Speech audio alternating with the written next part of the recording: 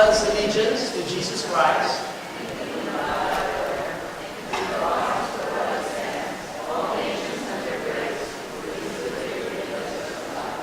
Amen. I pledge allegiance to the Bible.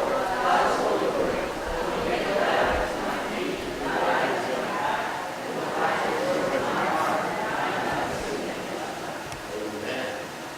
May be seated. Today we continue our series of studies in the book of Zechariah. And the subject for today is the vision of a man with a measuring line. And of course, our text for today is Zechariah chapter 2, verses 1 through 13. And I would like to ask you again to stand up in honor of reading God's holy word. So let's do this. Then I looked up.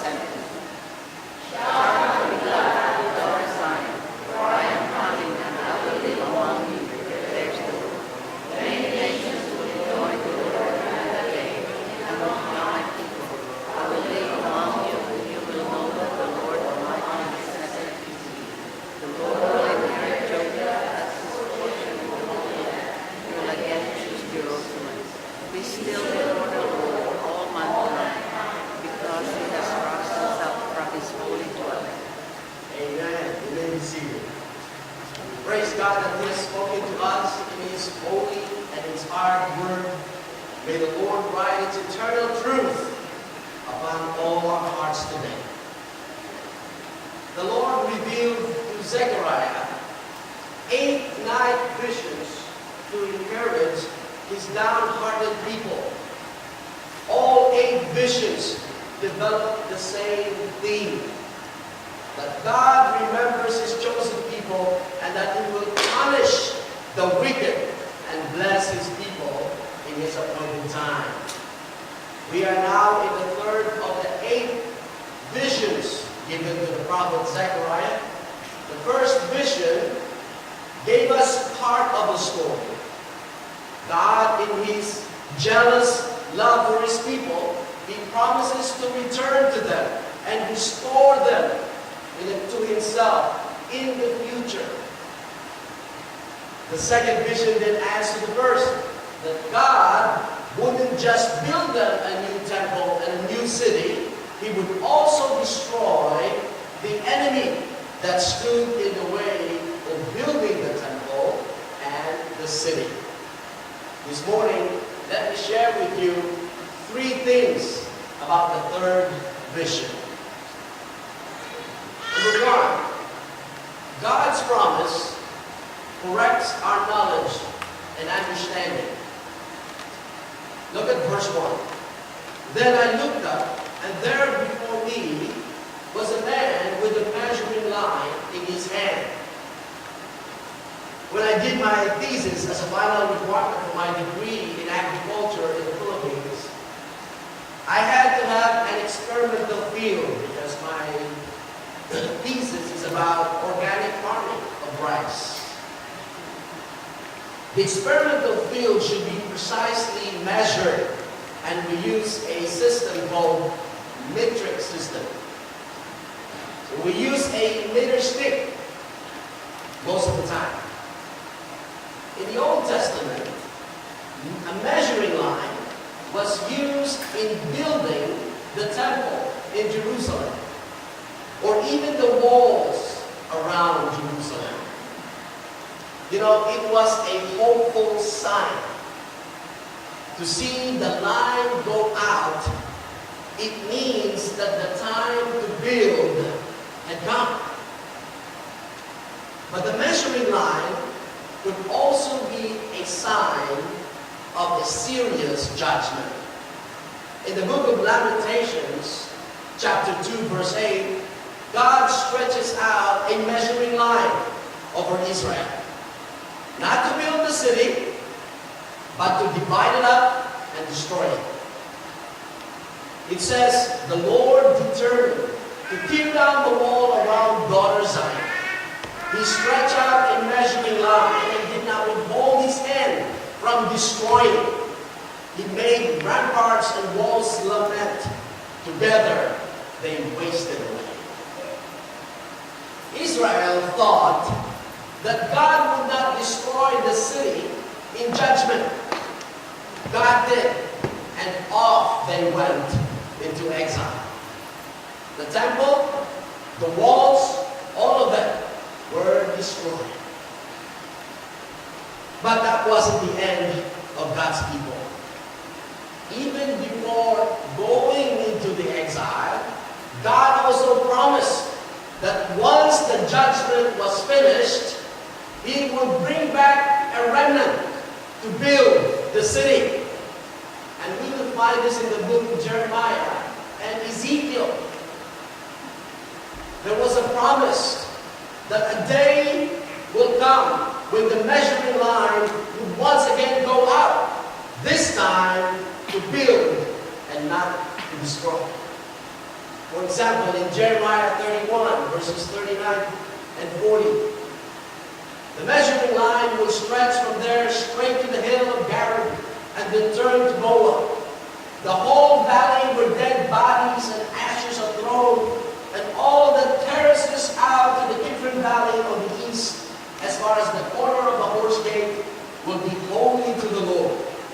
The city will never again be uprooted or demolished. Wow. Even during the time of Jeremiah, this is way before the exile, God already promised about the building of this city. And we will find out what kind of city it is. Well, the exile is now over.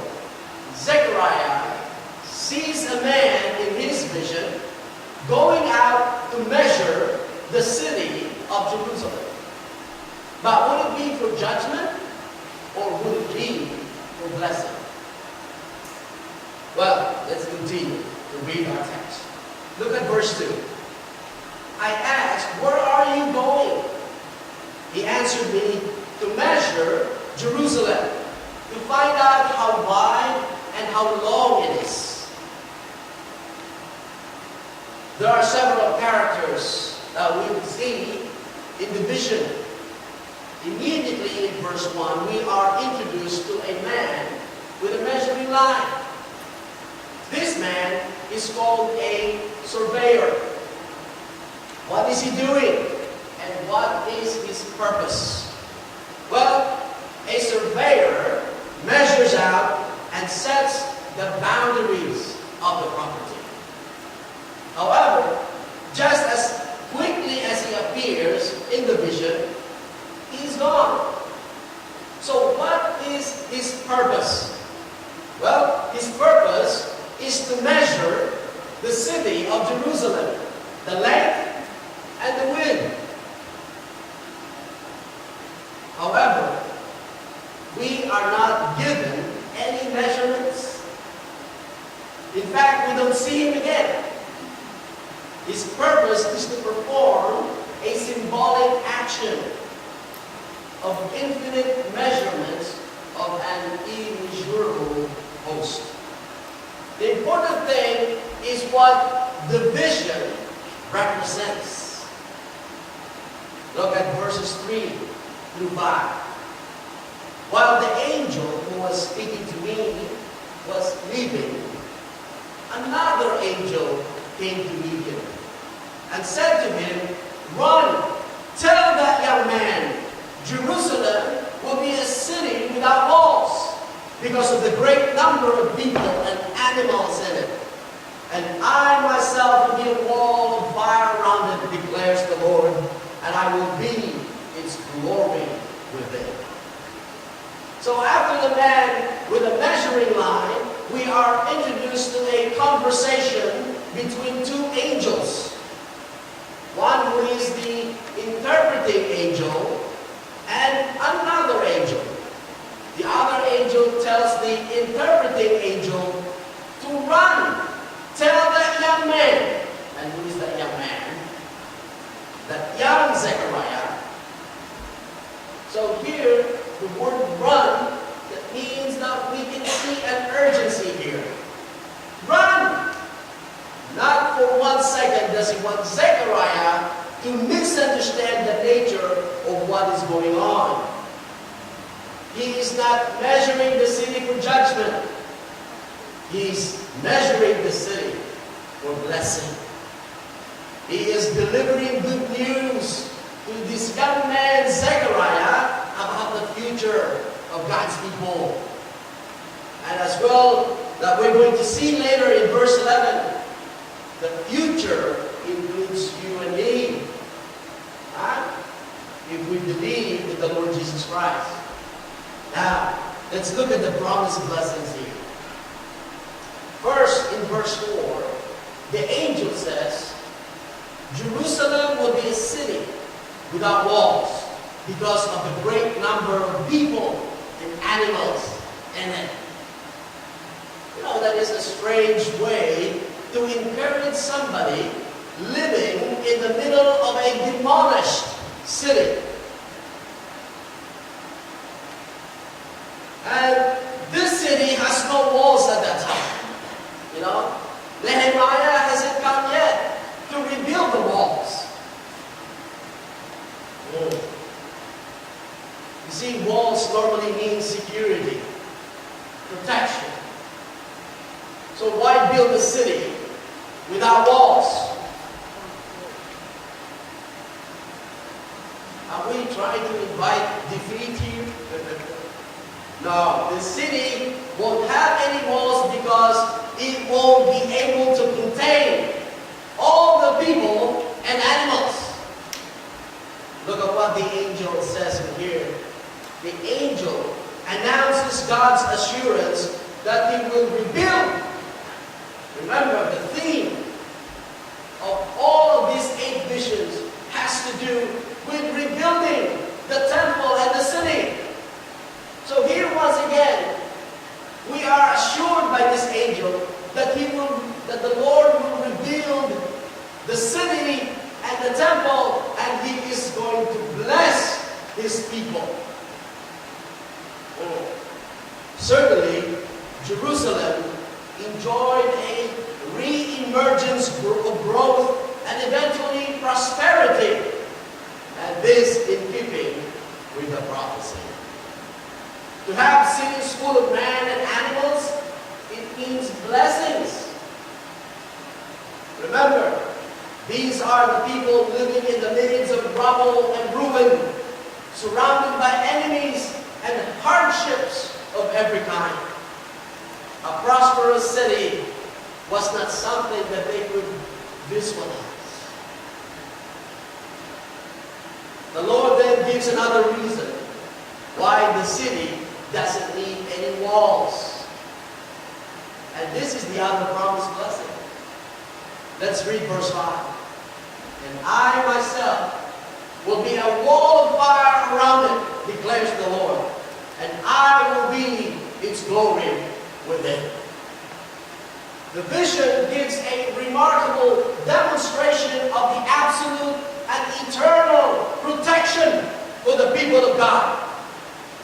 Let me say a few things about this. Firstly, cities were built with walls. The functions of walls are to keep out the enemies. They fortify. They offer protection by keeping enemies out. Secondly, there are no walls. No walls means they are wide open to the attack and invasion. Thirdly, this city without walls actually has a wall. It is a wall of fire. It is a wall better than stone or mountains. You have to remember, if you were in Jerusalem, you will see that the city of Jerusalem, they are surrounded with mountains.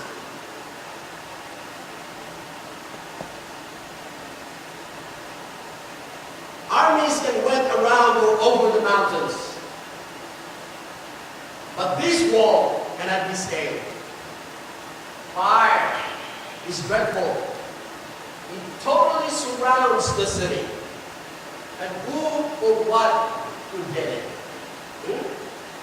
The fire would consume every invader. Fourthly, it is understood that the fire is absolute and eternal. It is all around. There is not a hole anywhere in the wall of fire. It is eternal in that it is continuous. Eternal as God. And finally, not only is there absolute and eternal protection for the people of God, but glory within.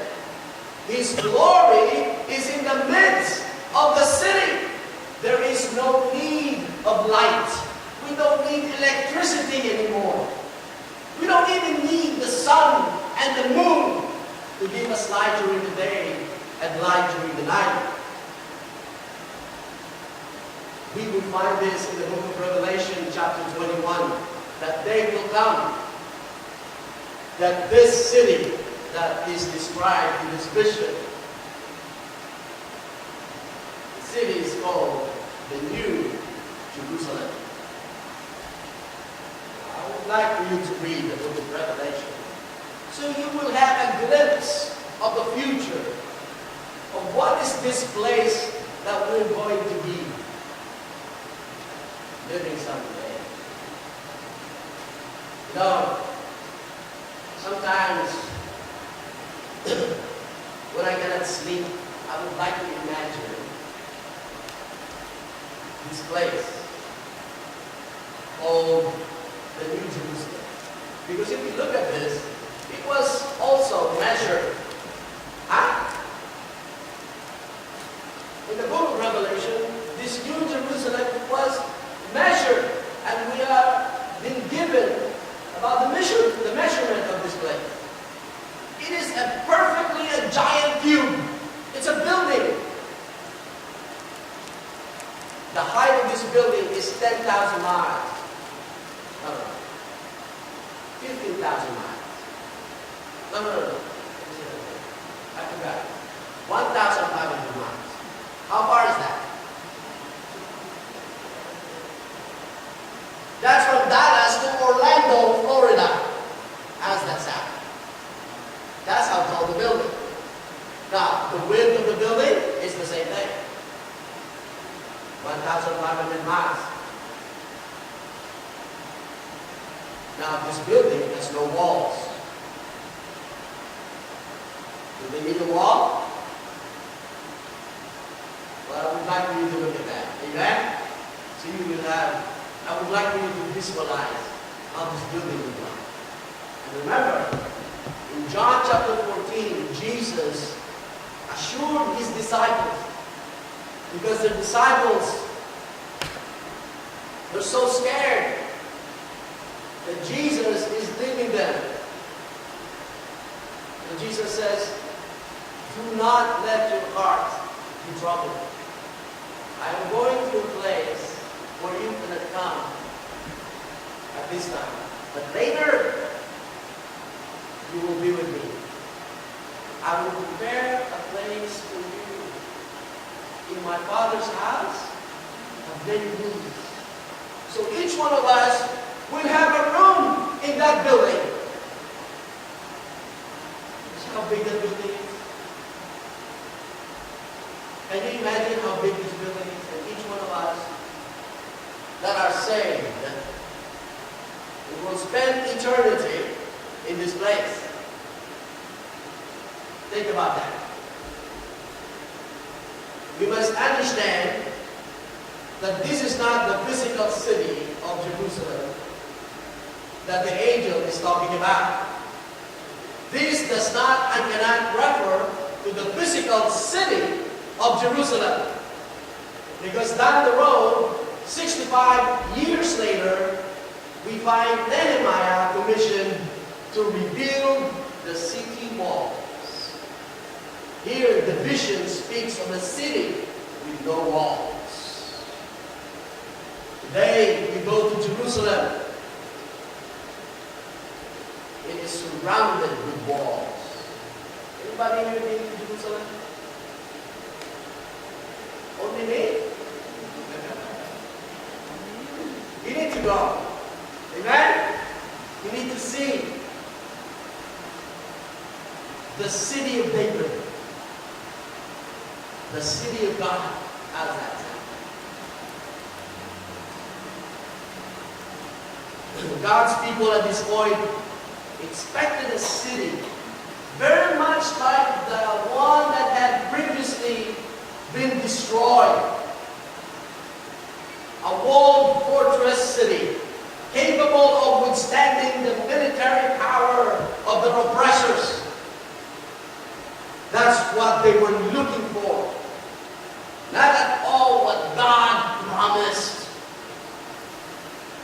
So first, we're being taught here that God's promise correct our knowledge and understanding. And you can trust God because His promises are sure. And when you trust them, you will receive them. So let the promises of God correct our knowledge and understanding. You think that sometimes we are able to understand what's going on. You have no idea what the future holds for you. Amen? You need to know the promises of God. Because if you listen to the news out there, you will just be disappointed. Here's the second thing that I would like you to know about this vision. God's pronouncement excites our promptness. Look, verse 6 and 7. Come, come, flee from the land of the north, declares the Lord. For I have scattered you to the four winds of heaven, declares the Lord. Come, Zion, escape, you who live in daughter Babylon. See the urgency here that requires our promptness to respond. At this point, a insignificant number of Jewish people that returned from exile.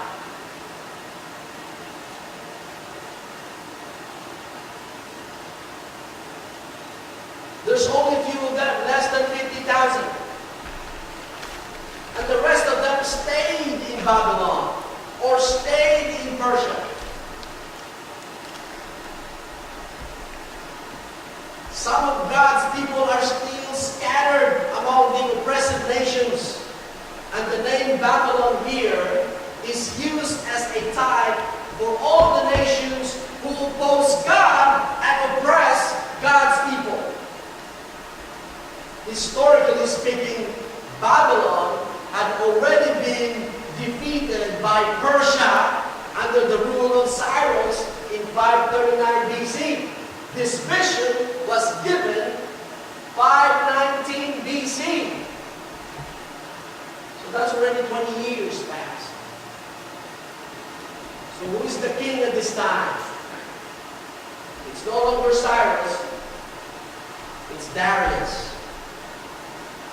So Zechariah is preaching 20 years after that under the reign of another Persian king. Darius the first. Verse 6, come, come, flee from the land of the Lord. Verse 7, come, Zion, escape. The vision is one of urgency that requires our promptness, not only for comfort to the people of God, but also as a warning to those who have not come out. You see, they were given an opportunity to go back to the promised land. But some of them choose to stay. Why? Why do you think? Well, who would like to go back in that desolate city? Huh? That you will start all over again. These people, some of them, they were born in Babylon. Remember that the exile lasted for 70 years. Now they were given an opportunity to go back to the promised land. But not all of them went back. Only a few.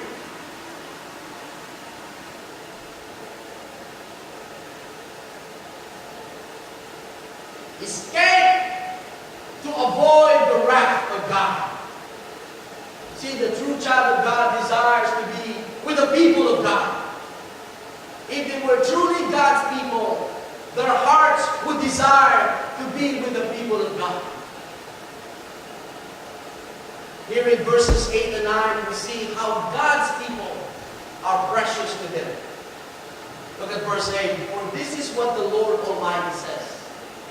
After the glorious one who sent me against the nations that have plundered you, for whoever touches you, touches the apple of his eye. The apple of his eye is a Hebrew expression for the pupil of the eye, being the most sensitive part and easily injured. Men are careful to protect. The expression as used here by the angel of the Lord reflects the closeness between God and His people. And he that lays a hand on to harm Israel has raised their hand against God. And God said in verse 9, I will surely raise my hand against them, so that their slaves will plunder them. Then you will know that the Lord Almighty has sent me. Let me tell you, church, you are also the apple of His eye. You live at the very center of His gaze. He never takes His eyes from you. Can you imagine that? 24/7. Now the question is, are you a citizen of the kingdom of heaven? Or are you living still among the daughters of Babylon? Are you a Christian? Is Jesus your Savior?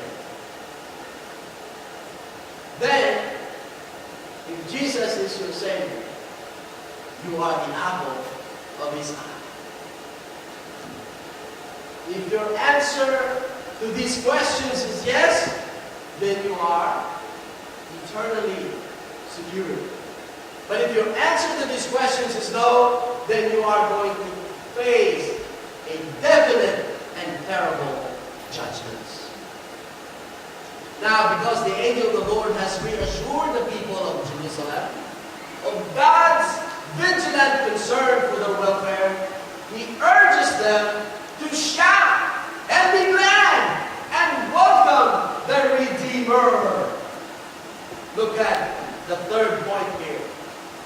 God's presence motivates our friends. Look at verses 10 and 11. Shout and be glad, daughter Zion, for I am coming, and I will live among you, declares the Lord. Then the nations will be joined with the Lord in that day, and will become my people. I will live among you, and you will know that the Lord Almighty happening to you. You see, God doesn't expect His people to be passive in view of such promises. He expects them to shout and be glad, to rejoice and celebrate.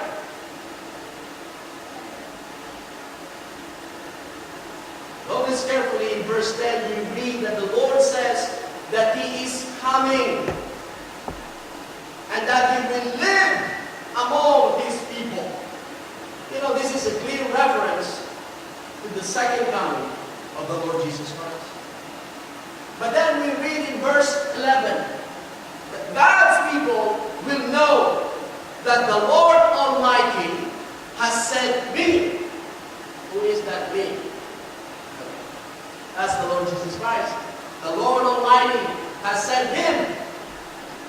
So we see that the Father, called the Lord Almighty, will send Jesus Christ, who is referred to as Lord, back to this earth.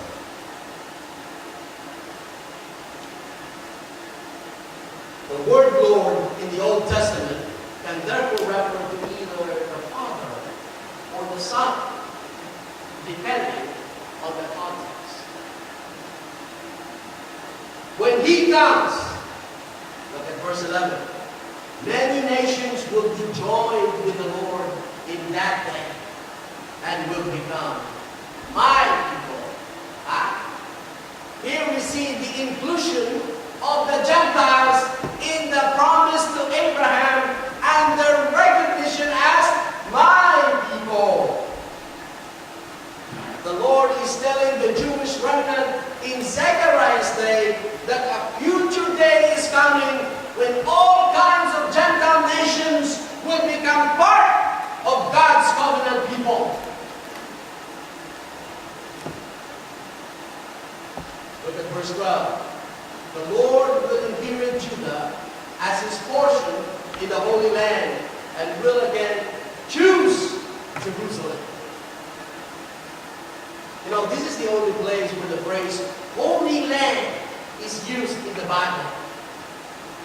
The land is holy because it is separated unto God in a unique way.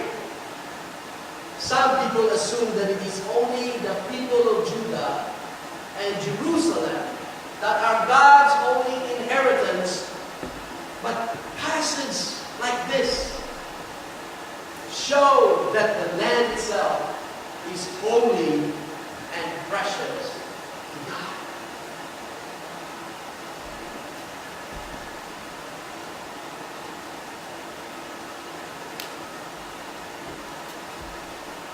Verse 13, be still before the Lord, all mankind, because He has roused Himself from His holy dwelling. You know, in verse 10, they were instructed to shout and be glad. Now, here in verse 13, they were told to be silent. That's what be still in the Hebrew text means. Be silent. What do you do when God comes to dwell among us in Jesus Christ and rest His life? Of course, you will sing, and then you bow down in silent wonder and holy awe. You tremble, and you rejoice. You quake, and you celebrate. That's what the gospel does in a heart that embraces it. It makes us sing, and it takes our breath away.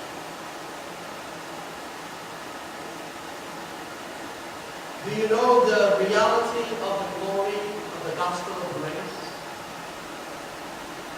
If you do, it will inspire your praise and make you shout and be glad. Today's passage speaks a word of deep and satisfying encouragement to the people of God. And understand how important such a message must have been to the people of God in Zechariah's day. Remember, they were living in the broken down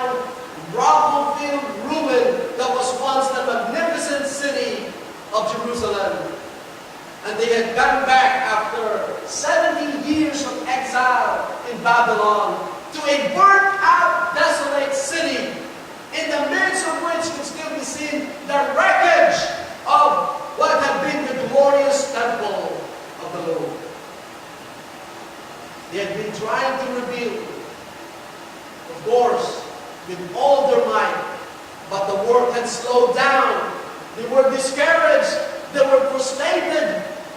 And it came to a halt while the land faced terrible famine and opposition from the pagan nations that surround them. They live now no longer as an independent nation under the rule of a divine king, but as a weak, subject territory of the mighty empire of Darius the First, the king of Medo-Persia. You know, they must have been a pathetic display, destitute, deeply discouraged, wondering if they had not lost the favor of God forever. And into those terrible circumstances, God sent prophets with a message of hope. Zechariah preferred to worship a God who would suddenly and without warning do things that made no sense to him. Remember that only an almighty God gives and takes life. He rides upon the storms. He sends prosperity and also trouble. He answers our prayers and sometimes leaves us speechless and confused. All of this without feeling any need to explain himself to us. The mystery of it all ends up building our faith. The mystery of it all is this: we must walk by faith, trusting God, not by sight.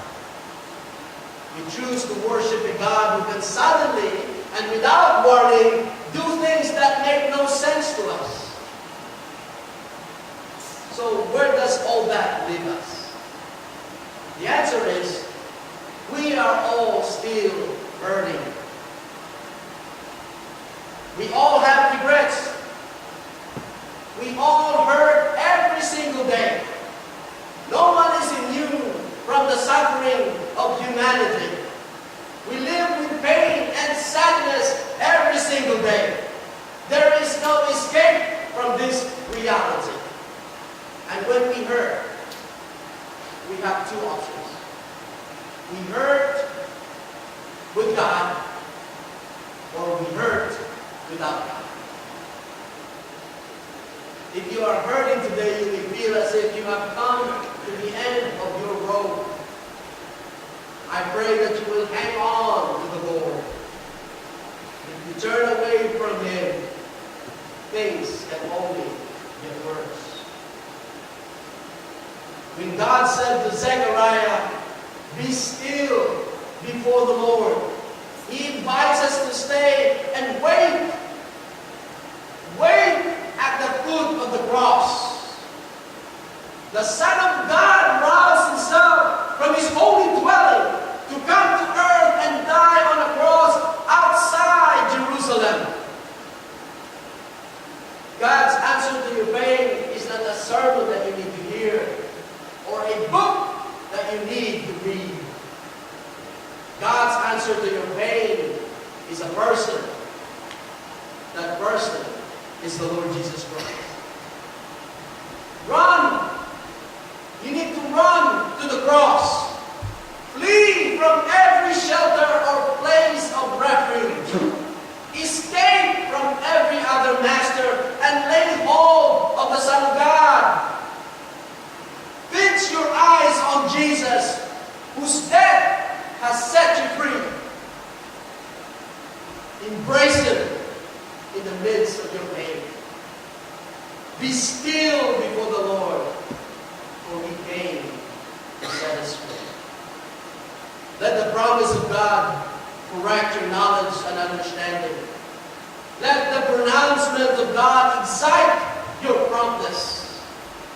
And let the presence of God motivate your praise. Will you pray with me? Heavenly Father, thank you for giving us the time to learn from your inspired holy word today. We can shout and be glad and be silent before you, knowing that you are the God who promised absolute and eternal protection upon your people, whom you consider the apple of your eye. And if there are someone in our midst who have never committed themselves to you, who are lost to the purpose of existence and the destiny of redemptive history, who will spend a Christless and godless eternity without you, without hope, may that end this morning as they come to know you.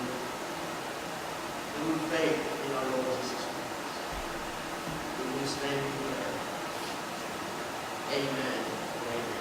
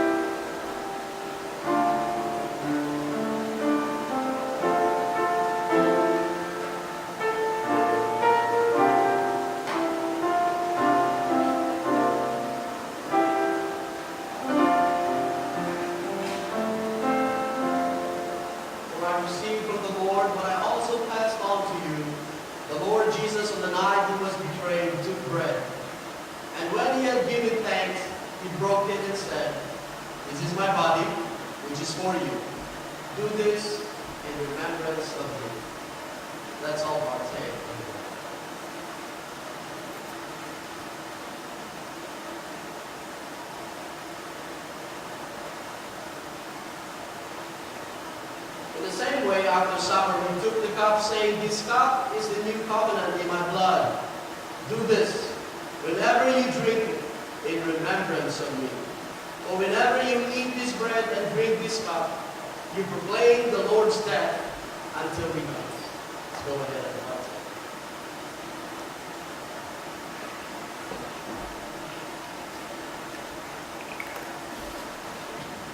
Our Heavenly Father, once again, we bow our heads in prayer. Thank you for your great love.